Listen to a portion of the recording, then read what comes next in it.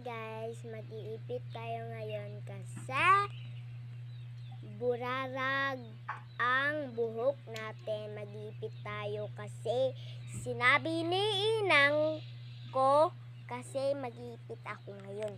Ayan, wala kayong pake kung mag-aano ako, pipinggol ako, wala kayong pake. Tapos, sayaw-sayaw na naman ako yan. Ayan, hintayin natin siyang matapos magpinggol, mag-ano siya. Ayan, nag-o-okay na siya. And, tapos, sasayaw na siya. Ayan, ikakat niya daw. O, 3, 2, 1, go. Tapos, inulit niya na naman. 1, 1, go. Tapos, ayan. Ayan na, lang nag-itcho na siya.